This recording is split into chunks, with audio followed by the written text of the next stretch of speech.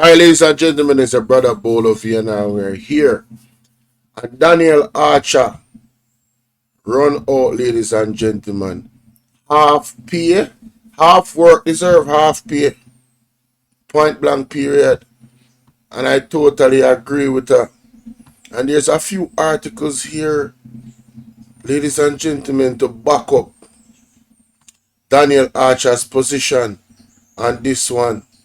And it's unacceptable what is going on with our parliamentarians in Jamaica overall. And there's one of them that was caught lacking. Hugh, his name is Hugh. What's his name? I don't want to mash up his name now.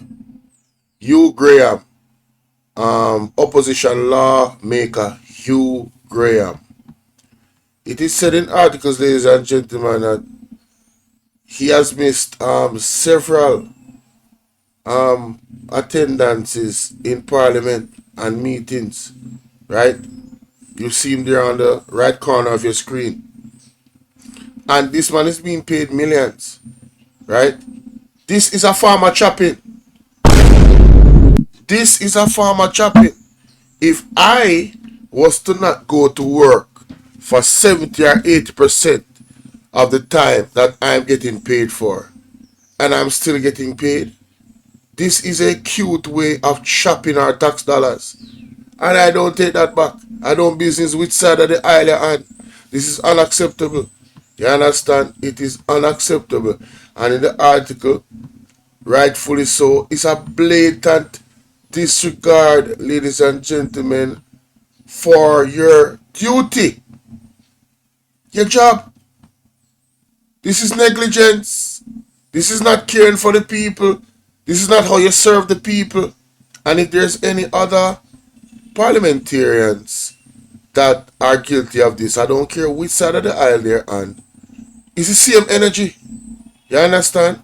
So let's hear what Miss Archer had to say, ladies and gentlemen, on the TVJ interview earlier with Simon Kraskill and this other wonderfully looking young lady. All right, guys, welcome back. Now, several members of Parliament have missed several meetings for the House of Representatives in 2024, a significant role of a member of Parliament, and have continued to receive substantial salaries regardless. We have with us Daniel Archer, Director at the National Integrity Action, who joins us now to discuss the effectiveness of the measures in place to hold MPs accountable for poor attendance. Good morning. Now, you heard what you said there. Several members of Parliament. So this is not just about you, the gentleman on the PMP. It's not just about him, right? But his name popped up in the article, which we are going to show. All right. Morning. Good morning. Happy New Year, my friend. Happy New Year. Here to you both. It's nice to be here. So I'm in the constituency, working for the people, and I want to make sure that they get what they want. I want to see, the bad roads and stuff like that. I don't see why I must go sit down and listen to some people quarrel with each other. Some people is you know, because you're supposed to be in there talking to. And if you collect the information, what you're going to do with it? No, but I'm being very serious. I mean, No, I'm being serious too. You collect the information, you speak to the persons in the constituency, you hear their needs, you understand their needs. Your job, and part of your job, is to take those needs, those issues, and take them to Parliament and represent your constituents. It's not just about visiting funerals and having night and giving out monies and saying, oh, this road and that road. There are certain issues, and that's a problem with our democracy. That's a problem with our politic.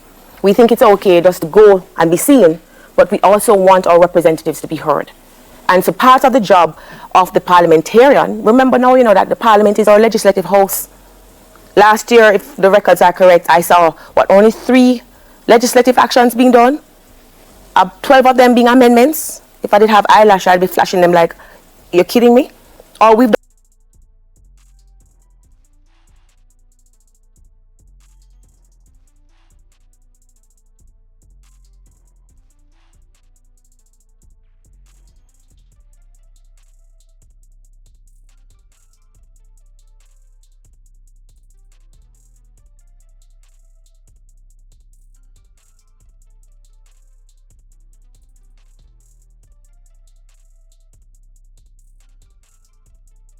What can go so?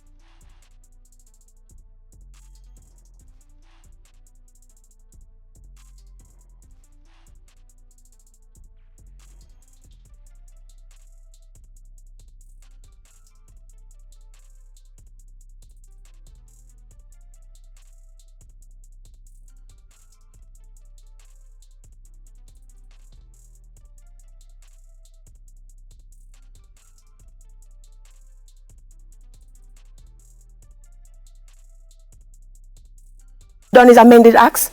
We can't pass nothing new. We not see nothing new for do to ask for the time to do, or we don't have enough time. And if we don't have enough time and you don't think that's important, small question, what may I pay you for? When you got all that money, remember we were told, you know, that you have to come to Parliament, you have to go to your constituency, you have to invest a lot of time, so you need to be paid like corporate. Now that you're being paid by corporate, you're telling me that I don't need to go, we're only doing half of the work, then I'll give you half of the pay.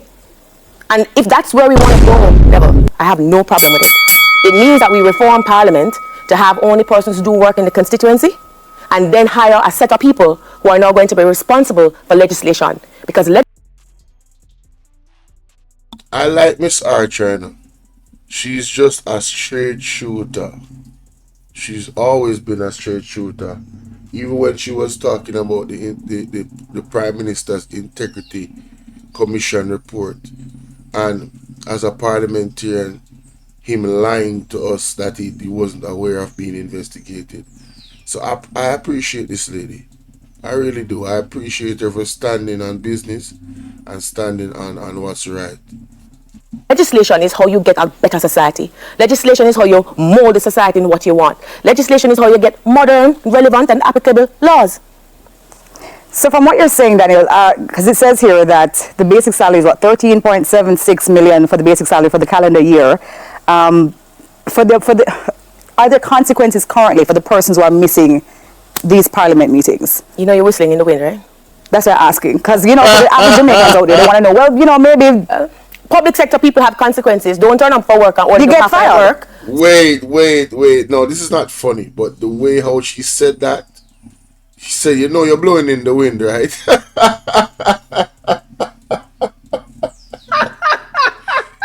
Hey, yo! Hey, Miss Archer, oh my God, That is bro. funny, honey. Yo, you know you're That's blowing funny. in the wind. Oh my God, that is Basically, funny. it is pointless what you're saying, because the wind already got air in it. You blowing in the wind it's not gonna do nothing. It's not effective. Like, bruh, you cannot tell me, yo, that is funny. Oh my God, but it's sad though.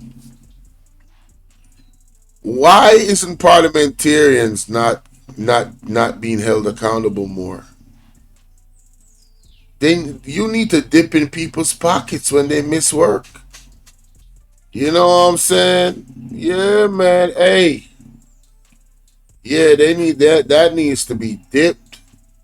That's our tax dollars that could be used in other ways, like buying equipment for hospitals and and fixing the roads and paying the teachers more money, paying the police officers overtime money.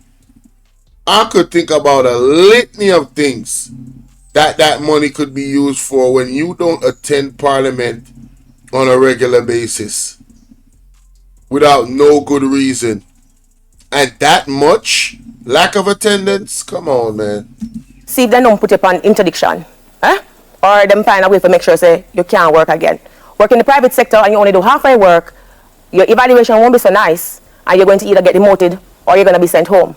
We have no such regulation for our parliamentarians. There's no code of conduct that holds them accountable. You always hear me say this, never a code of conduct, a code of conduct. I've been singing it all year. That's what you have. You have a code of conduct so you can evaluate them on. You have a job description so that you can tick it off and say, have they done what they're supposed to do? Because after all, they tell us it's a job that they should be paid for. We have none of that. We've been calling for what we would describe as a recall legislation.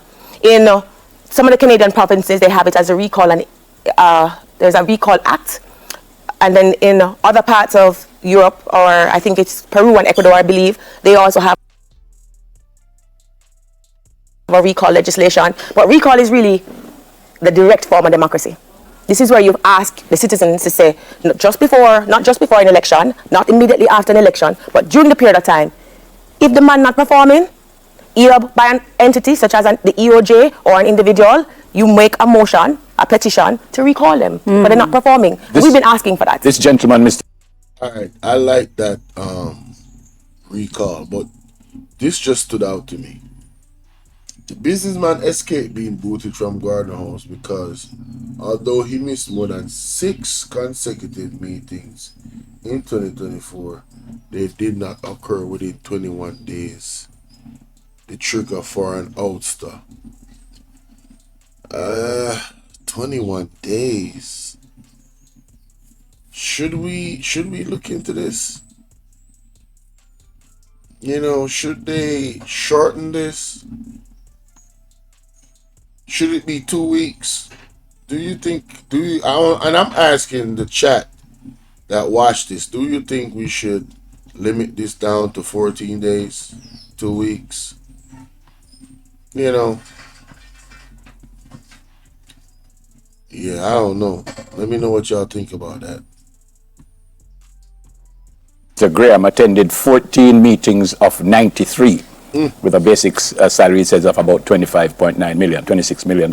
What should happen? In this Nothing case, can happen now. No, but in this case, what should be the consequence of that? Well, the immediate consequence of that is that I'm sure the constituents are going to feel unrepresented. I have hired you to go to Parliament to represent me. And whether it is that you have had a falling out with the hierarchy, whether it is that you're not interested in it anymore, you should have done the right thing to say to the members, I'm not interested in representing you anymore. Elect somebody else. What if the constituents feel the way? I was tongue-in-cheek, you know that, and I was playing the devil's advocate. But what if they feel that way? Say, me see this man here in my constituency every single day. We know what him go. Me like when him there with me because ray. What if they think? And I would say to them, brother, you only do half I work, because when you collect information, what you can do? You can't go nowhere. Bingo. And that's perhaps one of the problems that we're having, why people feel that the system isn't working. Because you can do so much in your constituency. People want to hear you. How do you take your views back to Parliament? How do you get laws passed to help the people in your constituency? But if we were doing that which we were supposed to have been doing in terms of having our constituency meetings and taking the issues from the constituency, when you look at the Carlstone poll, which is quite old by now, but still relevant, it pointed out that many members of the society, the Jamaican society, wanted their parliamentarians to represent them. They wanted to hear what they were saying in the House, taking their issues to the House and passing laws, doing what you need to do to make their lives better. It's not just about paving a road. If you want to lose cortisol belly with minimal effort, then you need to try this 28-day chair yoga challenge. Despite the age, I've improved my body and better sleep with home workouts. It's much more than that. Laws are the foundation of our society. If we can't have modern, relevant laws, we are going to be where we are now, simply amending and trying to make it work with old legislation that can't apply today. You can't have one without the other. You say you can't have the chicken or the egg, which one comes first? But you have to have both. Yep, I agree with you. Yeah. I want to talk to you about how does the government hold lawmakers accountable for the attendance and the performance in the House of Representatives. Do you think that there will be stricter rules and consequences? I do. Yeah? I do. I think one of the things we need to do, we talk a lot and, we make it political, almost like I say what I say today, I'm chiding on the JLP or I'm chiding on the PNP. Thank you. I don't want to hear it. I don't want to hear it. Listen, I'm sick of this damn politics thing, real talk. Can we clean up Jamaica? Can we do what is the best interest of we the people? And stop seeing green and orange? Can we do that? I am in total agreement with Miss Graham, Miss Archer. I don't know if it's Mrs. Archer. From all the articles I've seen just Miss Archer or Archer. So Danielle Archer. I've not seen Mrs. So I'm gonna assume that she's not married. Beautiful lady, by the way. Wow, I mean, shoes. Not married. Lord have mercy. Anyway, like I'm saying, I really agree with her, man. We got to do what is best for our people and the people. This is all about making Jamaica a better place. If the people who you elect can't account to you, are not accountable to you, and we are not willing to reform the process to make involvement of the citizenry more equal, much louder, then where are we going? Are we preparing ourselves for an authoritarian position where a leader tells us what to do? Oh my God, she's touching on it, boy. Shots fired. Shots fired.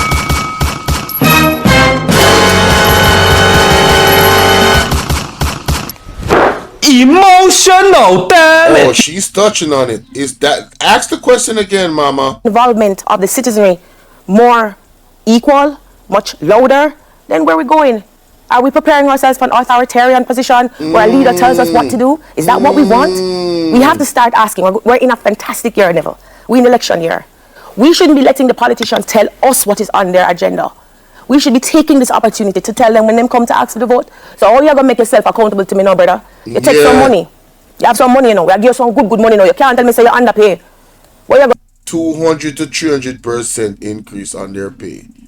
What are you doing for us, the people? do? You're going to pass a code of conduct so I can see how you behave, and if I don't like it. Oh, and this code of conduct thing that all the JLP members refused to sign. And I have to point this out. If the PNP didn't sign it, we would have pointed out anyway. Brethren, why do we have these codes of conduct that is not being honored by the parliamentarians? One of the highest code of conducts for leadership, and they didn't sign it. Right? No wonder Delroy Chuck is telling parliamentarians to advising them to not cooperate with the Integrity Commission for you style and break the law. Disgraceful, man. No, sir. Will you give me the right to recall? Ask our parliamentarians, will you support the right to recall? Will you support giving me that right? One of the first things I want to see is this right to recall when you go back to Parliament. I want to hear you debate it. Yes, this is a very big issue. We need to hear the position on that. I want somebody move a motion on it. We talk about constitutional reform, and that's one of the problems I'm having. We do it in phases and we talk about things, but we're not accepting that democracy is a whole. So if we want to reform how we do democracy, and we shouldn't be looking at America or Canada or Ecuador or Peru, we should be making it Jamaican. What do Jamaicans want to include? Jamaicans want to participate. That's why they don't go to the polls. 70% of Jamaicans, according to the Carlstone poll, says we want the right to recall. This apathy that we talk about is not because people don't care. People don't see them vote working because once we put the money in tandem for 10 years, and nothing happen. We can't get them out. Let's have that conversation level. Do the constitutional reform. Pass the legislation so that we can have more direct democracy. Direct democracy in Jamaica allows all citizens, regardless of where they come from, to have a say. You're perfectly right. And I think that's the best way to end this reaction. Big salute to Miss Archer. I totally agree with every single word that she's saying. The people need to be involved in the process. If a individual is elected in any capacity, even the highest one, meaning the Prime Minister, and the people put out a vote of no confidence, there should be something in our legislation, there should be something in our constitution that says this is how you legally call for their resignation, and not just call, but demand. There will be no choice about it. That person has to relieve themselves of that particular responsibility because of what the public is seeing and feeling based off their performance. And on a minor level, which is really still important, are tax dollars being paid to people that is not attending.